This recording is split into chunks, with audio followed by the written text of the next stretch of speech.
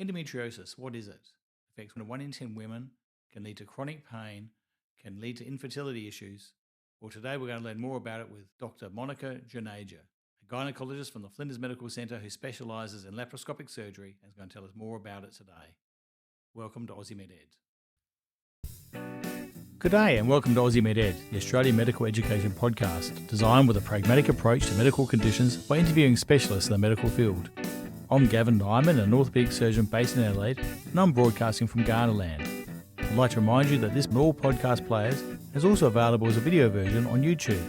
I'd also like to remind you that if you enjoy this podcast, please subscribe or leave a review or give us a thumbs up, as I really appreciate the support and it helps the channel grow. I'd like to start the podcast by acknowledging the traditional owners of the land on which this podcast is produced, the Ghana people, and pay my respects to the elders both past, present and emerging.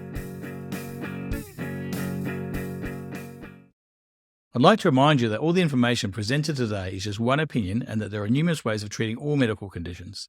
Therefore, you should always seek advice from your health professionals in the area in which you live. Also, if you have any concerns about the information raised today, please speak to your GP or seek assistance from help organisations such as Lifeline in Australia. It's my pleasure now to introduce Dr Monika Juneja, a gynaecologist with 25 years of experience in laparoscopic surgery, specialising in minimally invasive surgery and teaching it to her peers at the Flinders Medical Centre. She's going to talk to us about endometriosis, in particular the diagnosis and treatment. Welcome, Monika.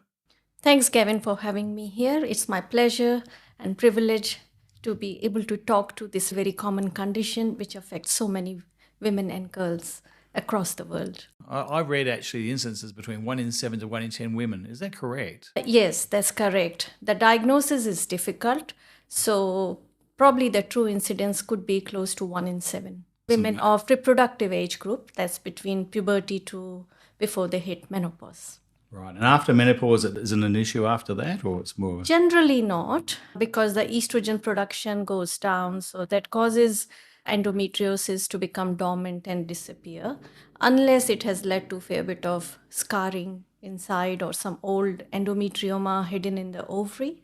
But generally, after menopause, it's not an issue. Okay, what actually is a condition? Is it like a benign tumour, or does it behave in such a way? It can present as like benign endometrioma, like a chocolate cyst in the ovaries, but more than that, it's just a generalized change in the lining of the peritoneum outside the uterus, in the abdomen, in the pelvis, and it can affect the ligaments behind the uterus. So quite often it's more of a diffuse change. Okay. Rather than just being localized to the ovaries. It's benign and it's difficult to diagnose, and it is present in various forms. Are there any particular blood markers or tests you can do for it, or investigations to help diagnose a condition? We don't have any biomarkers, like we can't detect it with a cervical screen test or urine test or blood test. So the diagnosis is generally with laparoscopy. We are getting better at doing the ultrasounds. Specialized ultrasounds can sometimes give an indication of the disease on the moderate to severe extent. So it's based on clinical symptoms and then investigations after that. That's right, yeah. And the cause of the condition, is there any particular known cause for why this uterine lining suddenly appears outside the uterus? Yeah, there are various theories. So, everything is possible here. So the commonest theory, which is taught in med school, and it's still valid to some extent, is retrograde menstruation. But I guess retrograde menstruation will happen in majority of women. But why that endometrium implants outside the uterus in some and not others, we don't know that. Then there is theory of genetic predisposition, that's the latest, where they say that these embryonic nests are already there. But in some women, they change to endometriosis and they become a clinical problem. Then there is theory of spread around lymphatic channels and blood vessels. That's where we see it under the diaphragm, at lungs and all those organs. And then there is theory of coelomic metaplasia, that the peritoneum suddenly decides to change its character. So basically everything, and we're not sure of what actually causes it. So retrograde menstruation is when the uterine lining actually goes back up the fallopian tubes into the pelvis, does it? So the menstrual blood, it backflows through the tubes back in the abdominal cavity. But normally body should be able to deal with that. But in some women, obviously, the endometrium is perhaps more sticky, or there are some immunological factors, and it just decides to grow inside. So with the normal menstrual periods, do you actually get blood loss and loss of the uterine lining into the pelvis as well, like you do with normal menstrual periods? Yes, so these endometrial implants, they just swell up, they get inflamed, they release cytokines and interleukins, and they cause fibrosis. That's why we see premenstrual buildup of symptoms, and during periods, again, they have worse period pain than someone who hasn't got endometriosis. Gee, that must be awful. It's almost like someone injecting a cytotoxic agent into the peritoneum on a regular basis. The severity of the symptoms doesn't always correlate with the extent of the disease. So, at times you can see a big endometrioma and lots of endometriosis inside, and a woman is not symptomatic. And then you'll see a young girl with 1 or 2 spots of patchy superficial endometriosis, and her symptoms are completely out of proportion to what's on laparoscopic inspection. And is there any increase in incidence with time as well? Or are they just identifying greater numbers? Probably the actual incidence would be the same, but there is more awareness. Girls are delaying starting their families, so the average age of having first baby has gone up now. So it's kind of, generally around 30 or even 31. So pregnancy somewhat protects to some extent from endometriosis, but we see it more as the age goes up. And there is more awareness. Girls talk a lot about their periods to their parents and their general practitioners. There are educational talks from health professionals. They have been to schools. So generally, there is better access. GPs are more open to it. They try conservative measures, and if someone is not responding to pill and anti-inflammatories, they do make a referral to gynecologists. So I think we are detecting it more, but the actual incidence probably would be the same. So the pathology is purely endometrial lining outside the uterus? So it is benign lining, but it can be in various forms. It can be like just as if someone has sprayed pepper on a steak. So sometimes it can be just that diffuse change. Or it can be like plaques, which can be fibrous, they can be yellow, they can be white, along with fibrosis and endometrial glands and stroma. Then it can be a nodular disease where it's quite lumpy, and it can be deeply infiltrative in organs, like it can go in the bladder, and it can involve the peritoneum of pouch of Douglas, and then it can also involve the rectosigmoid and also sigmoid colon. So that's quite hard to deal with, because then you have to involve colorectal colleagues or urologist accordingly. So it probably increases the risk of adenocarcinoma. I've seen that, and that's generally in the rectovaginal septum. It's uncommon, but generally it's a benign disease. Are there any risk factors for endometriosis? Is there any particular genes that occur that actually make you greater at risk of developing it? Or are there any other particular factors that may make you greater risk of having endometriosis? No particular chromosomal or gene factors which we can conclusively say that this is it. If you have this gene, then yes, you will get it. But there is some clustering in some families. So if mother or sister have had it, then probably that would increase the odds of that girl having endometriosis. Early menarche, starting of periods at an earlier age, nulliparity, some environmental factors, probably too much of environmental toxins and estrogens, whether they increase the risk, they cause endocrine disruption and increase the odds of endometriosis. But we are not sure. Right. Okay, so it sounds like it's a bit associated with estrogen release, just the same way that breast cancer is associated with estrogen release, in the sense that having children reduces the amount of estrogen and reduces the risk of breast cancer. Is there an association also between endometriosis and breast cancer because of the same association with estrogen release as well? No, nulliparity can increase the risk of breast cancer. Estrogen window being open for too long increases the risk of breast and endometrial cancer, but I'm not aware of any studies where they've said that if someone has had endometriosis, they're more likely to have breast cancer. Okay, what about hormone replacement therapy in someone who's approaching menopause? Is endometriosis a contraindication to giving hormone replacement therapy in that scenario? So if someone has had severe endometriosis and they've gone through menopause, in the early menopause, hormonal replacement therapy can aggravate the endometriosis symptoms. But it's not contraindicated. And if they still have uterus, then we have to obviously give them combined HRT, but cautiously. But it's not a contraindication. Okay, what about the younger person, someone on the oral contraceptive pill? Does endometriosis affect what dose or what type of pill you actually give in that scenario?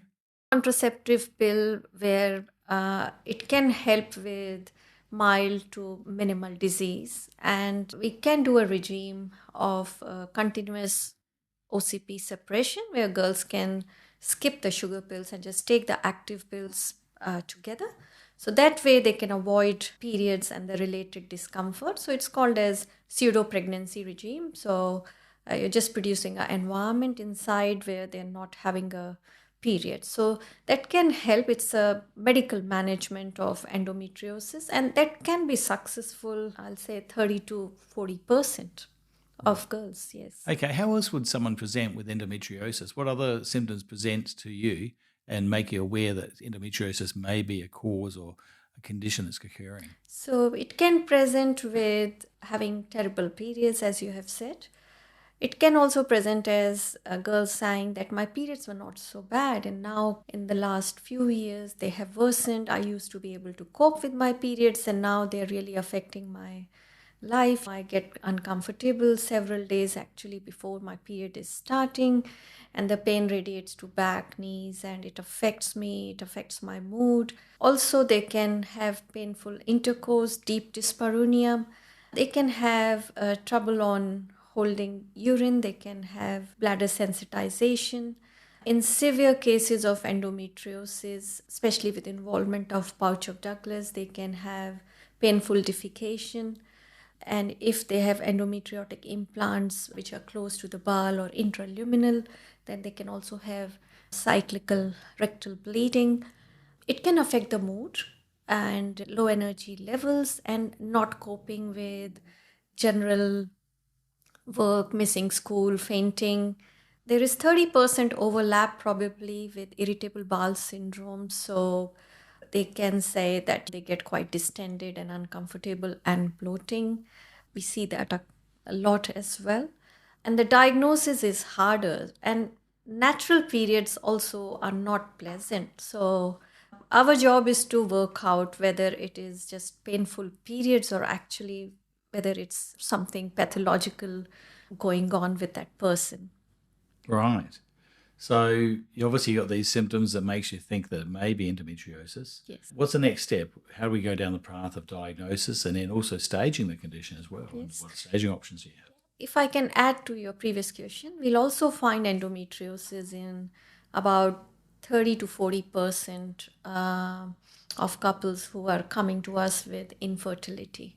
So there, the woman may not have symptoms, but there could be a component of asymptomatic endometriosis or just period pain, which she has just taken as normal.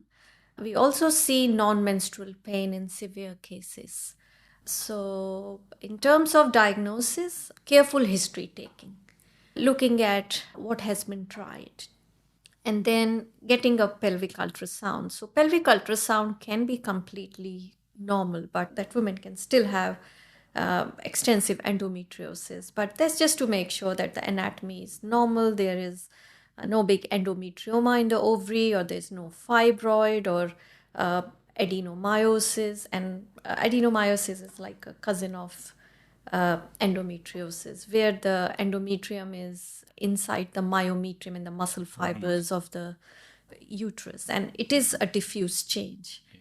And so once we have done this, then we'll also make sure that at the same time we are checking the cervix, add on the routine cervical screening test, and discuss with them about what stage of life they are, whether they want to start family, or if they're very young, then we have to also address their contraceptive needs. If there are any psychological factors, lifestyle factors, whether they have regular cycles or whether there's a component of polycystic ovaries there.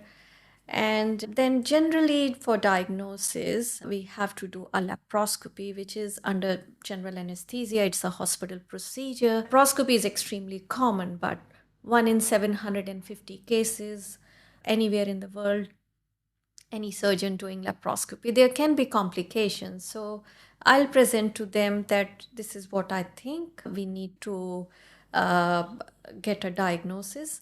And these days, generally, we don't really subject them to two anesthetics if possible. So do a laparoscopy and treat endometriosis as seen suitable at the same time. Along with that, generally, I'll add hysteroscopy as well, which is the assessment of the cavity of the uterus. And for prevention of endometriosis and prevent its recurrence, as well as to deal with periods after, quite often we propose, most gynecologists will propose putting in a Mirena, which is a progesterone IUD. So that will help in dealing with the periods post-surgery. Right. Because we can't cure endometriosis. So, you have done one laparoscopy, and then if you do nothing about it, and if the girl still continues to go on naturally without any hormonal suppression of periods, then it will recur in 30% of cases in somewhere between 3 to 5 years. Severe cases, it can actually recur very soon. And then, you're back to square one with pain and dealing with it. And repeated surgeries get challenging.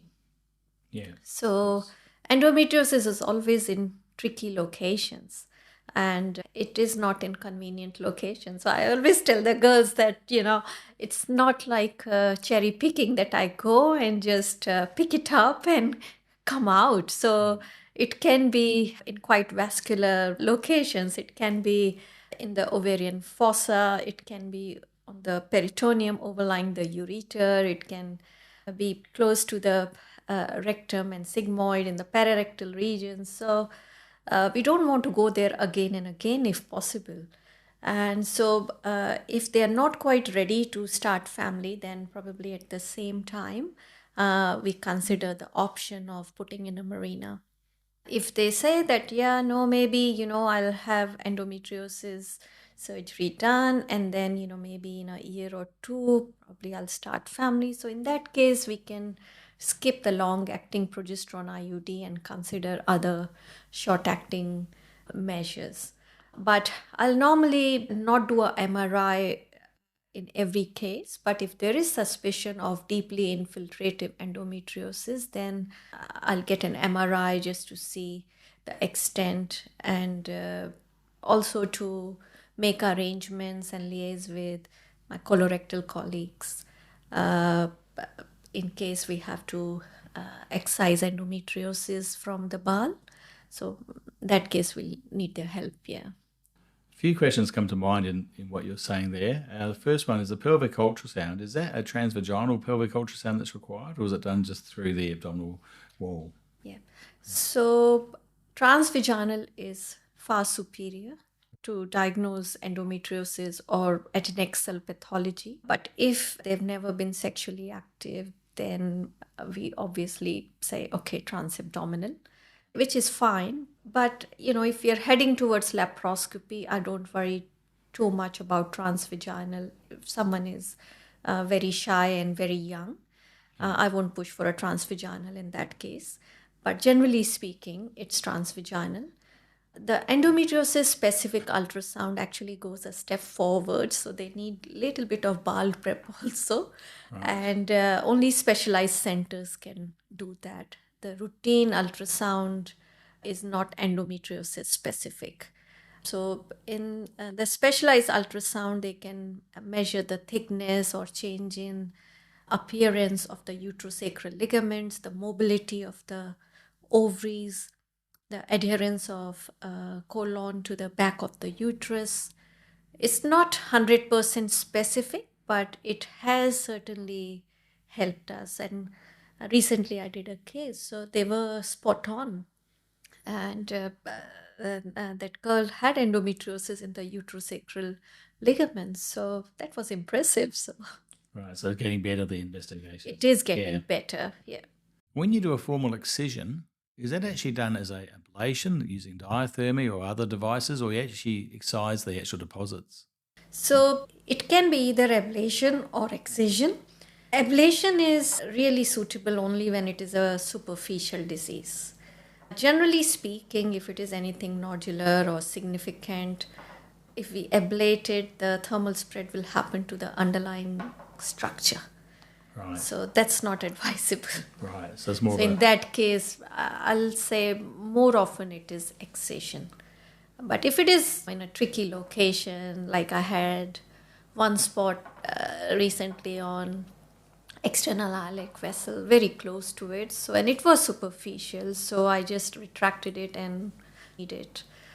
But it is a combination. So, in one particular case, there could be a very superficial spot where you may just ablate it, and then if it is significant, then generally we excise it. And every surgeon has their preferred modality, how they want to do it. So, bipolar cautery is very common to do the ablation, and for excision we can go traditional with monopolar cautery, or else we can use ultrasound based energy sources, so like harmonic scalpel or thunderbeat. Laser used to be a thing in the past. I've never used laser, so I think that was more in 80s.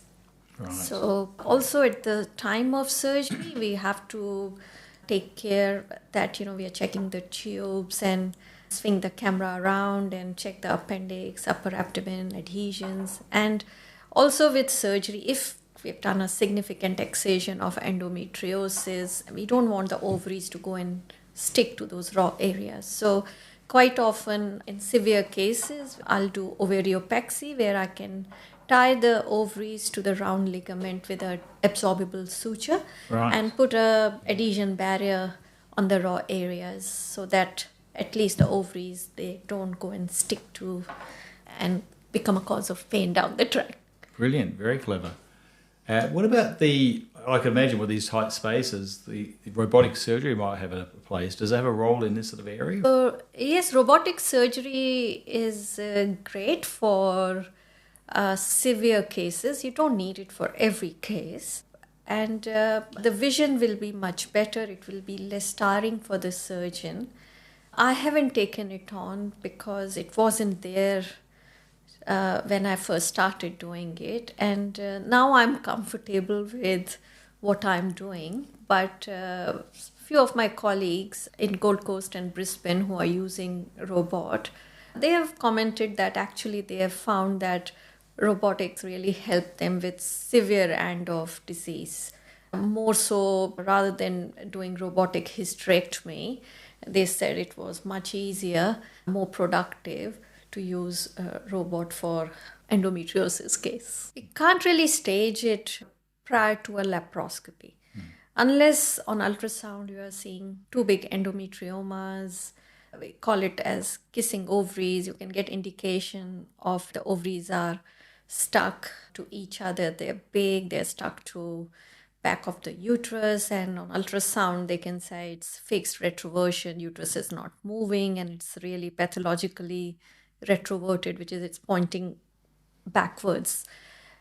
And there before you go in that, okay, this is a stage 4 case of endometriosis. So there is an American Fertility Society classification which goes from minimal to mild to moderate to severe. Even in stage 4 there is variation, and practically I don't find it very useful. What I find handy is taking pictures and taking a close shot before I've done anything and after pictures, and then drawing a diagram and just noting it down in the case notes, and also noting the number of the lesions. So practically that is more useful for us, and also whether the ovaries were involved or not, and if on the ovary they have got endometriosis, whether that was just some spots on the surface or whether there was an endometrioma, and if there is a chocolate cyst or endometrioma in the ovary, how big that was, and if we have excised that, then how much of normal ovarian tissue is remaining. So that is more of a practical approach. Location-based stage. Location-based and visual. Excellent. What about the patients having problems with fertility and they've got endometriosis? What's the options for treatment in this scenario? So it will depend on symptoms. And say if a woman is close to 40, she hasn't got any symptoms of endometriosis, and ovarian reserve is on the lower side. She may have endometriosis, we don't know. She has got regular cycles, so we don't think it's an ovulatory infertility due to not producing eggs in a timely manner. So in those sort of cases, we can go straight for IVF, provided the ultrasound is normal. Whereas if a woman is younger, we have got time, and if she has got any symptoms or maybe no symptoms, then we have got time to do laparoscopy and assess. So even in mild to minimal cases, one of the studies, it did show that the chances of conceiving naturally actually doubled, where you have just treated the mild disease as well. So the outcome improves with treatment of endometriosis laparoscopically prior. So if I've diagnosed someone with significant endometriosis, I'll always tell the girls that consider starting family earlier, don't wait till 35. So prioritize conceiving first. So the best sorts of conception will be when we have just cleared endometriosis. It hasn't had a chance to grow back. So that's the best time actually to conceive. Now, if someone is 20, obviously they are not ready. Yeah. But at times, girls will change their plans and say at 28, 29, if I've cleared endometriosis, and I'll go back to them and say, well, this is what it is. It's better to prioritize having baby first. So then they take the message on board. And if they say, no, not quite ready yet, but maybe, in few months or next year after I get married. So in that time, we can suppress the cycles with other progesteronic tablets and things, and then they can start trying. So even if every bit of endometriosis is cleared up, it's not a surety that everyone will conceive naturally. So is the infertility issue related obviously then to the endometrial deposits, as opposed to, I assumed it might just be the scarring causing adhesions that caused infertility, but it's actually even the endometrial deposits can cause infertility issues as well, is it? So we're not sure how exactly endometriosis affects the fertility, what the mechanism is. So there are various theories, and what is happening in a particular person is anybody's guess. So it can be due to release of inflammatory chemical cytokines, interleukins, which can cause oocyte release, the transport of egg through the tube, the motility of the tubes could be affected. It could be on fertilization, it could be on implantation. It can be a very inflammatory environment in the pelvis. It can be due to fibrosis and dyspareunia. In severe cases, it can also be due to the egg quality, that the ovarian reserve is low, the quality of the eggs is not good. That could be affecting their odds of conceiving. So the per cycle fecundity for conception, which is if a normal couple, the conception is say 15 to 20% per cycle, in endometriosis, it will go down to somewhere between 2 to 10%. And this is based on a very old study that doesn't take into account the staging, but statistically that has been put forward by them. Wow. It's amazing. If you are doing a laparoscopic surgery to ablate or to remove the endometrial tissue, Yes. and the person's thinking about a family, and they're an older age group, is there a role for harvesting eggs at the same time? Would that be considered, or is that something as a separate group that would do that through a second laparoscopy? So harvesting the egg we can't do it at the same time. Right. So basically they have to see the fertility specialist. I have to refer them on to an IVF clinic. It's a separate process. So you have to give a lot of hormones, gonadotropins to stimulate the ovaries. Okay. And then the ovaries have to produce the eggs, and then the egg retrieval is ultrasound guided under sedation, and then those eggs have to be stored. So we normally cannot just cut the ovary and save it for use at a later date. There's an orthopaedic-based question for you. I get that asked a lot by patients. Can you just save my eggs at the same time that you are doing the surgery? Okay. So that's a common question. It is a common question. Okay. Yes. Right. So I'm not alone then. No, you're not alone there. Okay. It's a question off the top of my head as we're speaking. Multidisciplinary approach for endometriosis. Obviously, it sounds like it's basically gynecologist treatment. And you've mentioned the colorectal teams when it's involving the rectum and other areas. Are there any other teams that you have involved in the treatment? I mean, is there a specialist nurse that is involved in endometrial treatment as well? Or is there other teams that are involved like there are for other conditions we have around medicine?